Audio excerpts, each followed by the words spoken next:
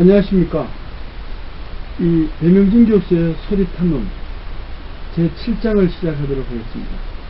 오늘은 이 소리의 전달이 어느 정도 거리에 따라서 어떻게 달라지고 또 소리가 어떻게 전달되어 나가는지 그 원리를 우리 실제적인 사례를 들어서 설명해 드리도록 하겠습니다.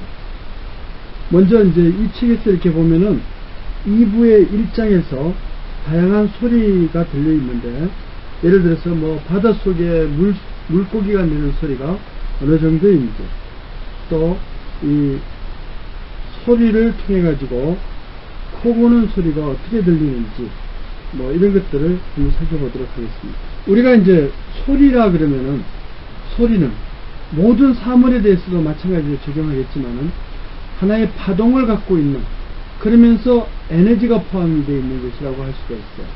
파동이라는 것은 시간에 따라서 파가 진폭이 오르락 내리락 해서 1초에 몇 번, 즉 몇 헤르츠가 나타나고 거기에 진폭의 높이가 어느 정도 크기로 나타나는지를 이야기를 하는 것이라고 할 수가 있겠습니다. 그러면 어떤 소리가 들렸을 때 이 거리라든가 또는 시간이라든가 또는 다른 어떤 저장이라든가 뭐 이런 거에 따라 가지고 소리 크기가 이렇게 줄어들게 되는데, 그런 것을 우리는 소리 크기의 감쇄 현상이라고 이야기를 할 수가 있습니다. 이렇게 소리 크기가 얼마인지를 이 장비나 이런 측정기를 통해서 확인을 할 수가 있게 되겠는데요.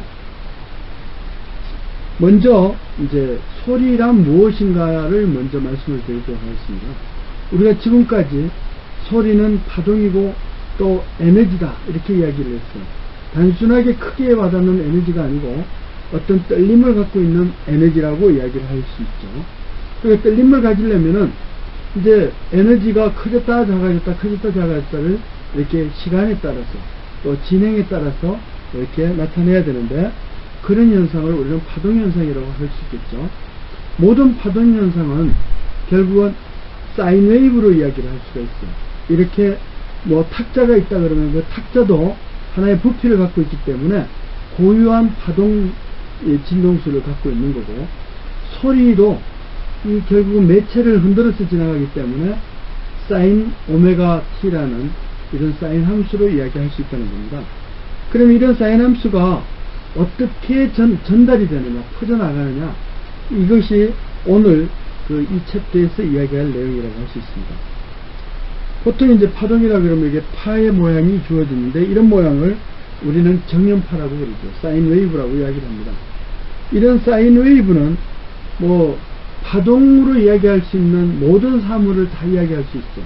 왜냐하면 파동역학적으로 파동이 갖는 에너지적인 측면에서 모든 사물을 이야기할 수 있다는 게 즉 파동역학설이라고 이야기할 수 있으니까요.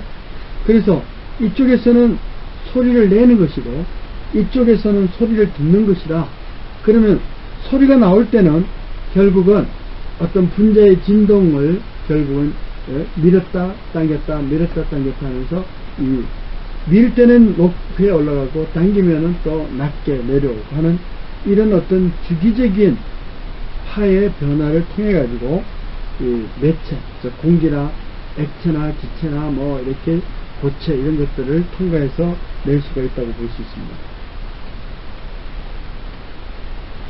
여기서 이렇게 보시면 파동과 진동이라는 얘기를 하고 있는데요.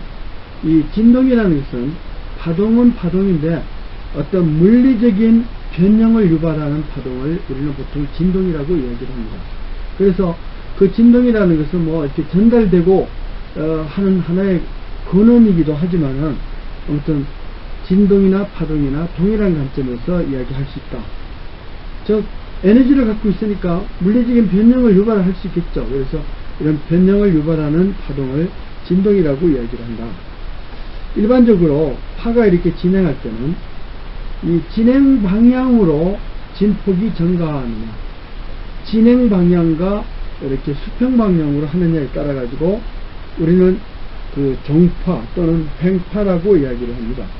그러니까 종파라는 것은 결국은 진행 방향 자체로 그 파동의 진행 방향과 에너지 진동 그 소리 힘이 전달이 같은 경우에는 이럴 때는 종파라 그러고요. 우리가 보통 물에다가 이렇게 돌을 떨어뜨리면은 파고가 형성이 되면서 물결이 움직여서 전파가 되죠.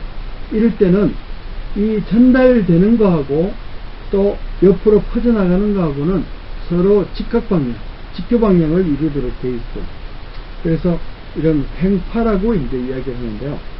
좀 더 이제 구체적인 예를 한번 들어보도록 하겠습니다. 이를테면은 이렇게 여기를 치면은 여기 오르락내리락 하면서 이 파의 모양이 즉 진행 방향으로 계속 오르락내리락 하면서 이렇게 일어나는 거예요. 이럴 때를 우리는 롱기튜디널 웨이브라고 이야기를 하고요. 이렇게 진행은 이쪽으로 하는데 옆으로 힘을 에너지를 받을 때, 즉 예를 들면 지진파 같은 경우에는 이렇게 진행하면은 옆에 주변에 있는 이런 것들을 다 함몰을 시켜버리죠. 이럴 때는 횡파라고 이야기를 합니다. 자, 이렇게 소리가 이렇게 진행을 할 때 우리가 즉 어떤 소리의 소스라고 하는데 보통 땅에서 지진이 일어났다 그러면 그때는 진원지가 있고 진앙지가 있어요. 진원지라는 것은 소리가 파동이 처음으로 시작하는 점이라고 할 수가 있어요. 그런데 진앙지는 그게 지구의 표면에 올라와서 이렇게 진행을 하면 그 진앙지에서 진원지에서 가장 가까운 지구 표면을 그때부터 함몰이 시작하니까 그것을 우리는 진앙지라고 이야기를 합니다. 이렇게 소리의 근원이 어떻게 이루어졌느냐. 자, 여기서는 이렇게 규모가 아주 넓게 시작을 했다 그러면 멀리서 바라보면 하나의 점일 수밖에 없는 것이죠.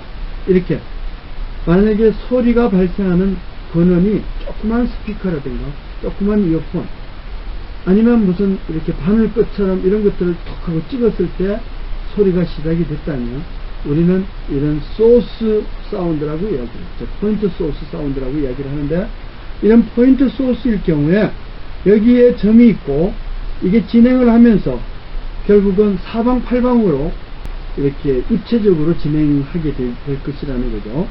이런 사방팔방으로 진행하는 이런 원리로 나가는 것이 이제 점, 즉 포인트 소스의 이 진행이라고 이야기를 할 수가 있어요.